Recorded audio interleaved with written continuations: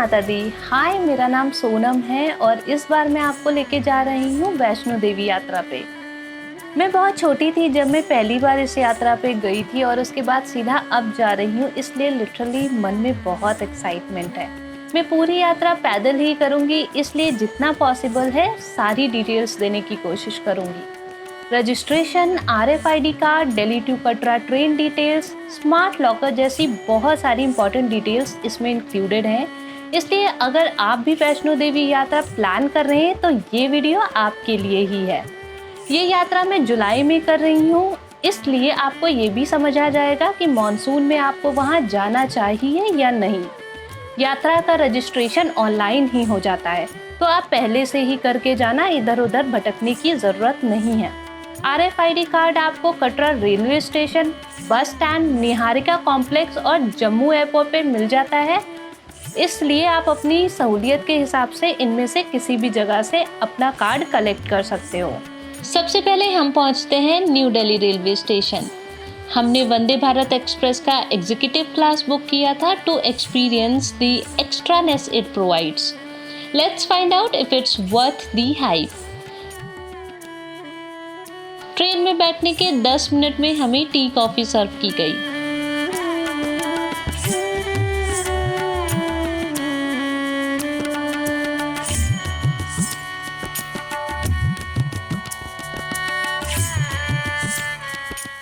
हमारा ब्रेकफास्ट भी आ गया है। इसमें है एक आलू पराठा, दही, ब्रेड कटलेट, सैंडविच, चिवड़ा और एक रियल जूस। एक पर्सन के लिए ये मोर देन इनफ है।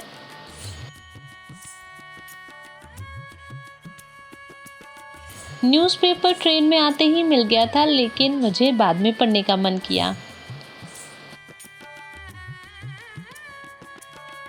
ट्रेन काफ़ी क्लीन है एंड रेक्लाइनर सीट्स काफ़ी कंफर्टेबल हैं एंड किसी भी साइड में मूव हो जाती हैं, जो आपको वीडियो में आके देखने को मिलेगा। सच बताऊं तो ये सूप मुझे बिल्कुल पसंद नहीं आया, दूसरों का मुझे पता नहीं। लगभग 12 बज रहे हैं और लंच भी आ गया है।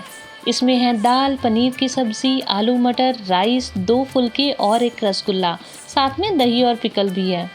पनीर पे आजकल मुझे बिल्कुल भी भरोसा नहीं, इसलिए मैं ये नहीं खाऊंगी। खाने में मिर्च बहुत ज़्यादा थी, इसलिए हम 2 बाइट के बाद कुछ नहीं खा पाए। ये स्टेशन जम्मू तवी है, यहाँ ट्रेन ऑलमोस्ट खाली हो जाती है। अब आपको दिखाते हैं इसकी सीट्स। हमने अपनी सीट्स विंडो की तरफ फेस कर ली हैं। अब आप देखो नज़ारे, सब कुछ कितना सुंदर है। ट्रेन का सफ़र इतना ब्यूटीफुल हो सकता है, ये मैंने तो नहीं सोचा था।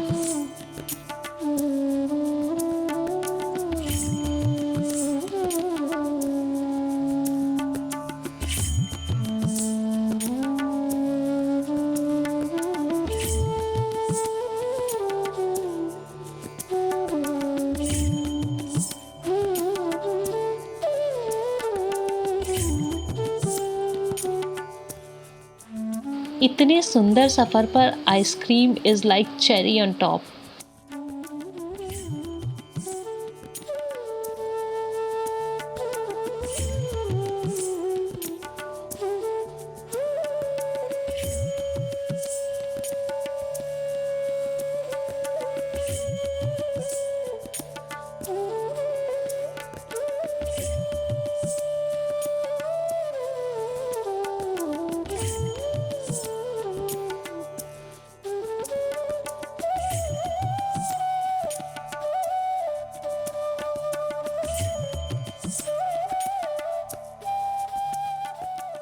फाइनली हम कटरा पहुंच गए हैं।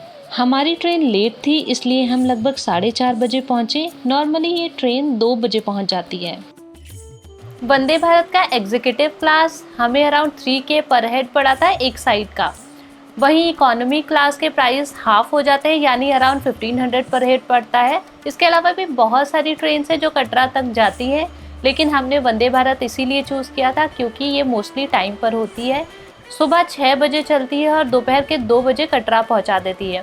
इस बारी लेट इसलिए हो गई ट्रेन क्योंकि अभी रिसेंटली एक मालगाड़ी का कोच डिरेल हो गया था और उसकी वजह से सारी ट्रेन ही डिले हो रही थी। एक और चीज़, एग्जीक्यूटिव क्लास का वॉशरूम बहुत साफ रहता है क्योंकि वहाँ पे एक क्लीनर की परमानेंट ड्यूटी लगी रहती है जो हर 2-3 पैसेंजर्स के बाद वॉशरूम को क्लीन करता रहता है। प्लस कोच में भी अगर गंदगी होती है उसको भी साथ के साथ वो साफ करते रहता है। रेलवे स्टेशन के बाहर ही आपको इस सेंटर पर RFID कार्ड मिल जाएगा, तो आप ध्यान से यहीं से ले लो।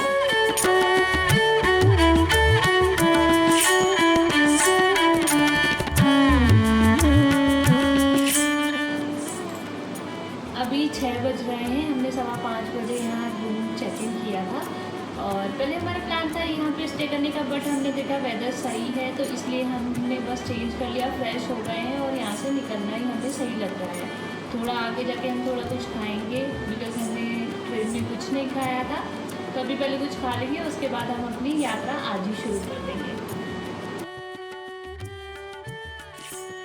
हमने कटरा चौक से यात्रा के स्टार्टिंग पॉइंट तक के लिए ऑटो कर लिया है।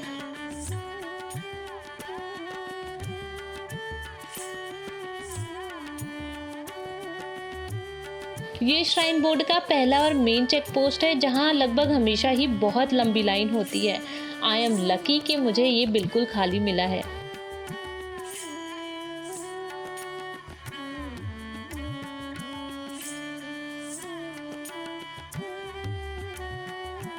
हमने अपनी ट्रैक शाम को 7:20 पे शुरू कर लिया है। काफ़ी अंधेरा हो रहा है लेकिन इस रास्ते पे काफ़ी रौनक भी है। जगह जगह दुकानें हैं, ढाबे हैं और मेडिकल स्टोर्स भी हैं। ये सामने ताराकोट मार्ग का बोर्ड दिख रहा है। ये एक नया रास्ता है लेकिन काफ़ी खाली रहता है, इसलिए रात को हम नहीं जा रहे हैं उधर। फिलहाल इसी रास्ते पे रहेंगे, वापसी हम ताराकोट मार्ग से ही करेंगे। इस रास्ते की एक चीज़ नहीं अच्छी लगती मुझे, ये खच्चर। यार जैसे ये चलते हैं ना, इनसे तो मुझे बहुत डर लगता है।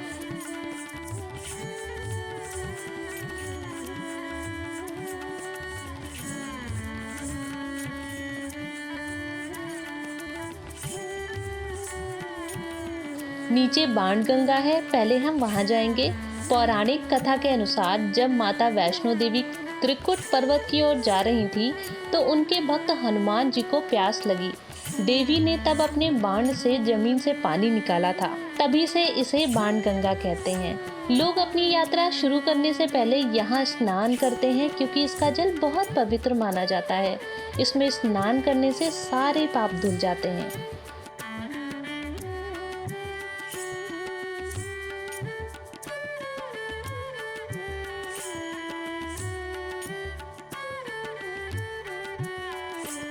कुछ ही दूर आगे आने पर हमें ये बहुत प्यारा सा मंदिर दिखा है।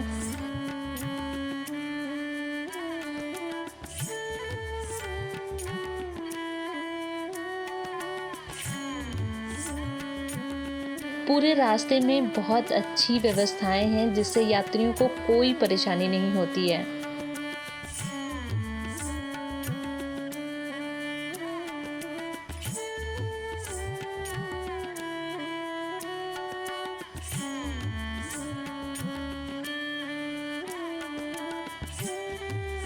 हमें सीढ़ियों से भी जाने का मन हुआ, लेकिन कुछ लोगों ने बोला कि बहुत जल्दी थक जाओगे, सीढ़ियों से जाना ठीक नहीं है।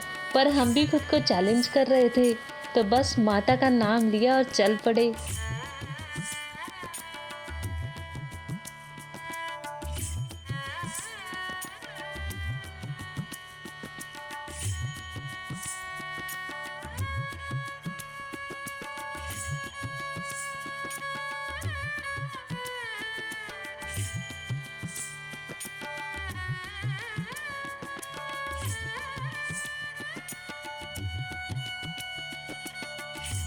सारे रास्ते में लोग माता का जयकारा लगाते हुए जा रहे थे, तो इससे मन को बहुत पॉजिटिव एनर्जी मिल रही थी।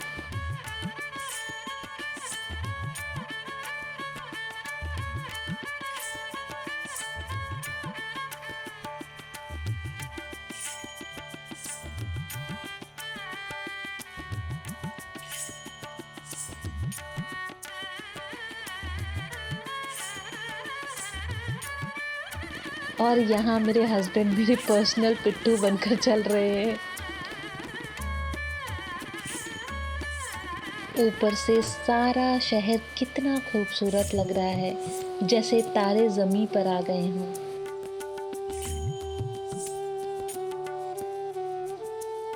अभी लगभग 9 साढ़े 9 बज रहे हैं और हम अर्धकुंवारी पहुंच भी गए। यहाँ सागर रत्ना, मैकडी, बीकानेर सभी कुछ मिल जाता है खाने के लिए। बहुत लोग यहाँ स्टे भी करते हैं, लेकिन हम अपनी यात्रा कंटिन्यू करेंगे।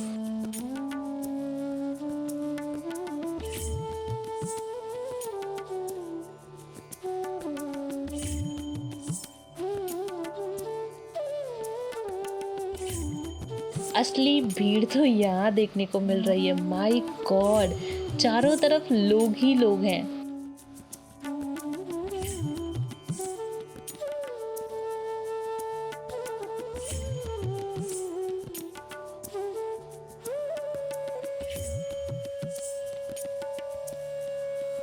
माना जाता है कि भैरवनाथ से बचने के लिए माता ने इस गुफा में शरण ली थी और 9 महीनों तक यहाँ तप किया था।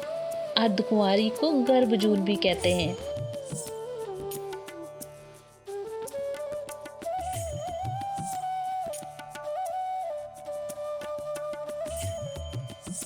यहाँ से हम अपनी यात्रा पे आगे बढ़ेंगे।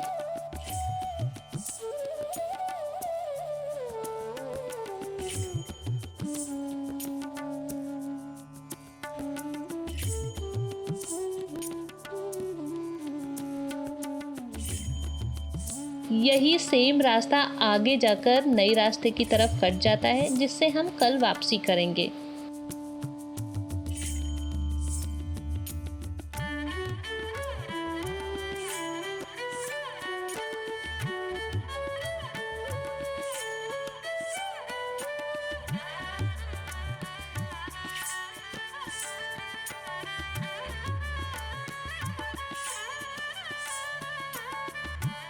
फाइनली हमने 5 मिनट का फर्स्ट ब्रेक लेके थोड़ा पानी पिया, जान में जान आई और फिर चल पड़े।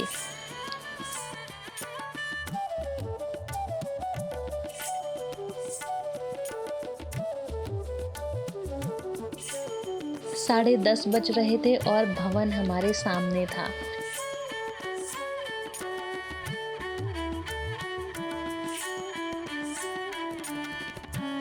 एक्चुअली हम रास्ते में कहीं नहीं रुके थे, बस माता का नाम लेकर अपनी मस्ती में चलते जा रहे थे। शायद इसीलिए हमने जल्दी पूरी कर ली। यहाँ स्मार्ट लॉकर्स अवेलेबल हैं, जिसके लिए एक हेल्पर भी बिठाया हुआ है। चलो ये भी बढ़िया है। लॉकर्स इजी टू एक्सेस हैं, बस एक टोकन लेना पड़ता है और मोबाइल फ़ोन भी सेफ्टी से रख सकते हो। भवन के अंदर कुछ भी ले जाना अलाउड नहीं है। यहाँ तक वॉलेट, बेल्ट और फ़ोन भी आपको लॉकर में छोड़ के जाना होगा। आप कैश ले जा सकते हो, लेकिन बिना वॉलेट के। तो भवन के बाहर नॉर्मल, स्मार्ट दोनों तरह के लॉकर्स अवेलेबल हैं। मैं आपको स्मार्ट लॉकर रिकमेंड करूँगी, क्योंकि वो बिल्कुल भी टाइम टेकिंग नहीं है। हम यात्रा रात में कर रहे थे, इसलिए हमें बाहर एकदम कोई भीड़ नहीं मिली, कोई लाइन नहीं मिली और दर्शन भी हमने बहुत आराम से किए। 12 बजे दर्शन करके हम बाहर भी आ गए थे।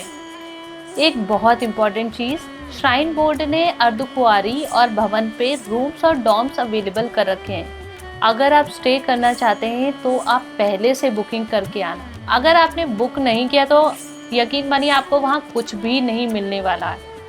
हमने भी यही गलती करी थी, जिसकी वजह से हमें सारी रात वेटिंग हॉल में ही काटनी पड़ी। इसलिए प्लीज़ आप लोग ये रिस्क मत लेना। सुबह 5:30 हो रहे थे। हमने सागर रत्ना से गर्मा गर्म डोसा खाया और माइंड रिबूट करने के लिए कॉफ़ी पी और फिर हम निकल पड़े भैरवनाथ टेम्पल के लिए, जो यहाँ से 2 किलोमीटर की दूरी पर है। मान्यता है कि माता वैष्णो देवी ने भैरवनाथ का वध किया था, लेकिन वध के बाद भैरवनाथ ने उनसे माफ़ी मांगी और देवी ने उन्हें माफ़ कर दिया। साथ ही वरदान दिया कि वैष्णो देवी मंदिर की यात्रा तब तक पूरी नहीं मानी जाएगी जब तक भक्त भैरवनाथ के दर्शन ना कर लें। भैरवनाथ मंदिर का रास्ता थोड़ा स्टीप है, बट मैनेजेबल है। और अब तो रोपवे की भी सर्विस अवेलेबल है। हमने भी रोपवे बुक किया था, लेकिन चूंकि सर्विस 7 बजे के बाद शुरू होती है, इसलिए चुल में हमने पहले ही चलना शुरू कर दिया। अगर आपको रोपवे से जाना है तो कोशिश करें कि इसे आप पहले ही ऑनलाइन बुक कर लें।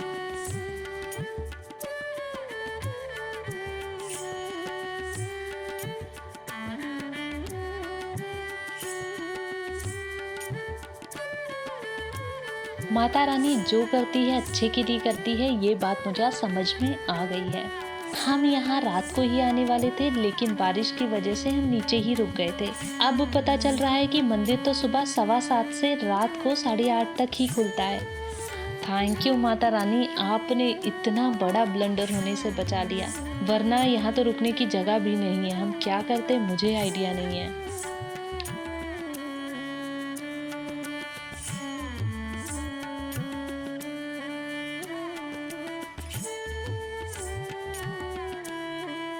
मेरा माइंड ऑ स्ट्रक है इतनी सारी नेचर ब्यूटी एक साथ देख के।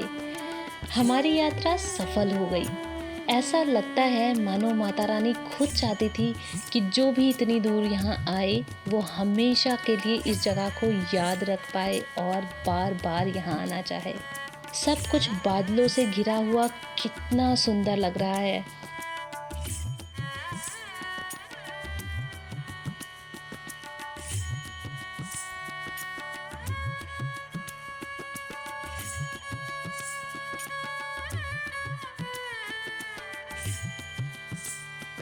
और फिर ये हल्की सी बारिश ने मन को और ताज़ा कर दिया।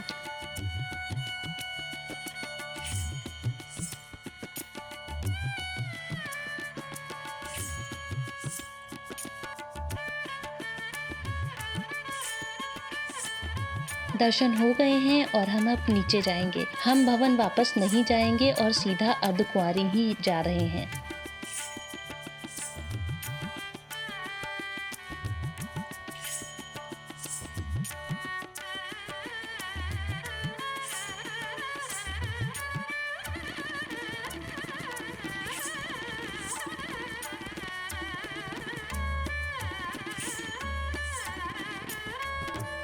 पैरों में दर्द हो गया है, लेकिन शरीर एकदम एनर्जेटिक है। जब आप इतनी स्पिरिचुअल एनर्जी फील करते हो तो थकान भी ब्लेसिंग लगती है। हम जैसे मस्ती करते हुए नीचे उतर रहे थे, कोई मान ही नहीं सकता था कि कल से लगातार हम चल रहे हैं।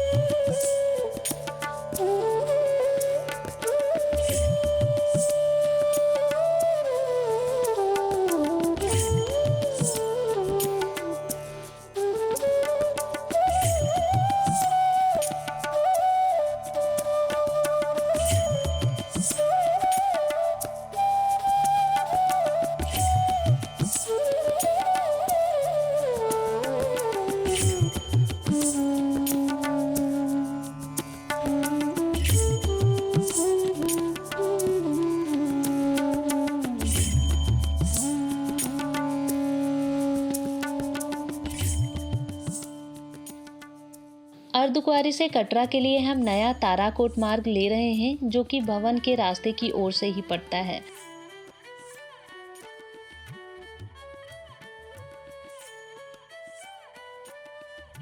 ये रास्ता मुझे बचपन की याद दिला रहा है, जब यहाँ बिल्कुल भीड़ नहीं होती थी और चारों तरफ शांति थी। शुरू में यहाँ बीकानेर पड़ता है, तो जो भी खाना चाहते हैं वो खा सकते हैं, क्योंकि आगे जाके बहुत ज़्यादा ऑप्शंस नहीं मिलेंगे। मैकडी भी काफ़ी एंड में आएगा और हम वहीं से खाएंगे जाके।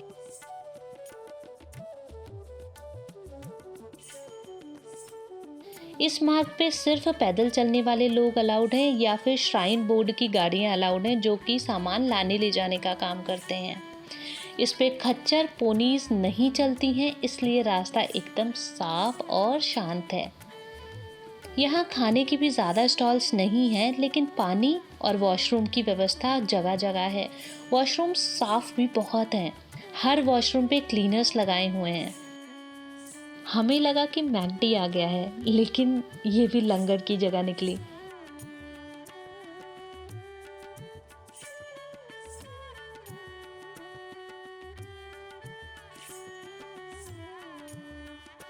यार, इन्होंने कितना सुंदर पार्क बनाया है। और ना ऐसे पार्क जगह जगह बने हुए हैं, इसकी वजह से ये रास्ता बहुत सुंदर है।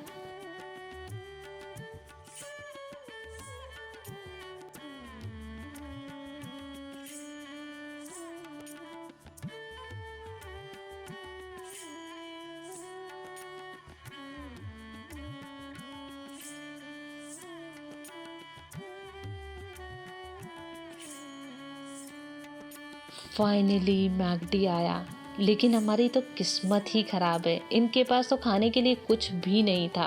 खैर, हम अपनी यात्रा कंटिन्यू करते हैं। दोपहर के 12 बज रहे हैं और हमारी यात्रा यहाँ पूरी होती है। यहीं पर RFID कार्ड सबमिट हो जाते हैं, इसलिए आपको यहाँ वहाँ जाने की ज़रूरत नहीं है। अगर आपसे ये कार्ड खो जाता है तो आपको 100 का फ़ाइन देना पड़ेगा। यात्रा पूरी हुई है, ये सफ़र नहीं। नेक्स्ट पार्ट में मैं ले चलूँगी आपको कटरा मार्केट में। कटरा चौक और कटरा मार्केट अच्छे से घूमेंगे, फिर ट्रेन से वापसी करेंगे। तब तक के लिए स्टे ट्यून, अपना ख्याल रखें। अगर मेरा ये व्लॉग आपको पसंद आया है तो प्लीज़ लाइक करें, कमेंट में जय माता दी लिखें और सब्सक्राइब करना ना भूलें। मिलते हैं नेक्स्ट व्लॉग में। जय माता दी।